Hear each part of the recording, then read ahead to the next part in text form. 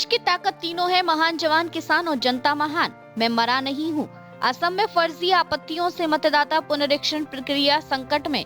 एक व्यक्ति ने एक ही बूथ के 64 वोटरों को बताया मृत। असम में विधानसभा चुनावों से पहले चल रही मतदाता सूची के विशेष पुनरीक्षण ने एक गंभीर प्रशासनिक और लोकतांत्रिक संकट का रूप ले लिया है। नागांव जिले के नागांव बटाद्रवा विधानसभा क्षेत्र में दर्ज की गई सैकड़ों आपत्तियों में यह दावा किया गया कि दर्जनों मतदाता मृत हो चुके हैं, जबकि वे न सिर्फ जीवित हैं बल्कि खुद सरकारी दफ्तरों में पहुंचकर अपनी मौजूदगी साबित कर रहे हैं। इस पूरे मामले ने तब तूल पकड़ा जब सामने आया कि एक ही व्यक्ति ने एक ही मतदान केंद्र के 64 मतदाताओं के खिलाफ आपत्तियां दर्ज कराई, जिनका आधार मृत्यु या स्थानांतरण बताया गया।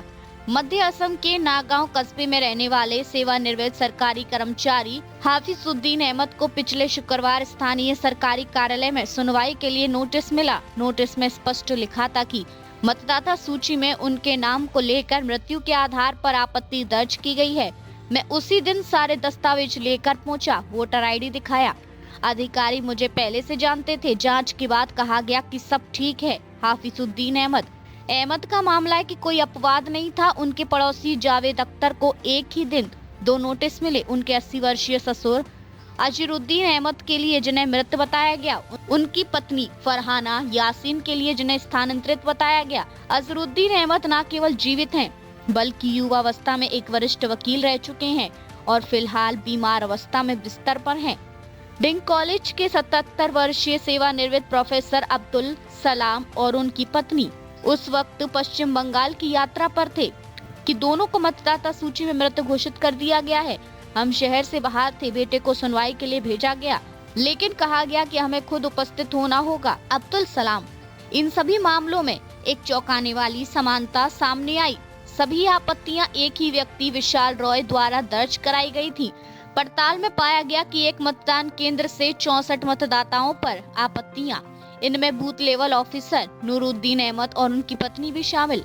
आपत्ति का आधार मृत्यु। नूरुद्दीन अहमद ने कहा कि एक बूथ लेवल एजेंट के तौर पर मैं नहीं जानता कि यह व्यक्ति कौन है। वह किसी भी राजनीतिक दल का मान्यता प्राप्त बूथ एजेंट नहीं है। हमें केवल चुनाव विभाग से एक सूची मिली है।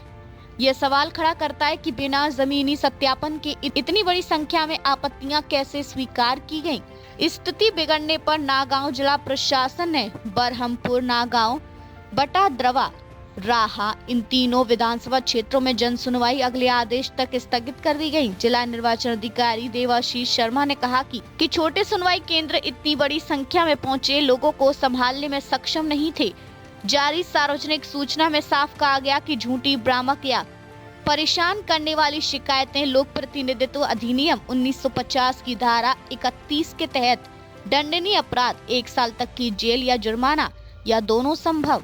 All Assam monitoring students union के अध्यक्ष इम्तियाज हुसैन ने कहा, नागांव का आदेश खुद इस बात की स्वीकारोक्ति है कि प्रक्रिया में गंभीर खामियां है। इसके लिए लखीमपुर जिले ने भी इसी तरह का नोटिस जारी किया। मुख्य चुनाव कार्यालय के अनुसार हर अधिकारी को 5 जिले सौंपे गए।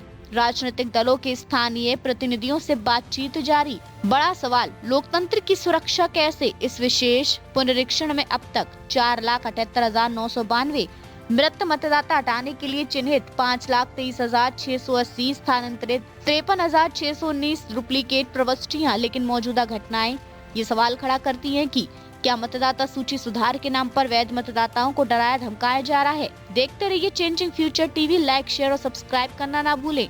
देश, दुनिया और भविष्य की सबसे बड़ी खबरों के लिए।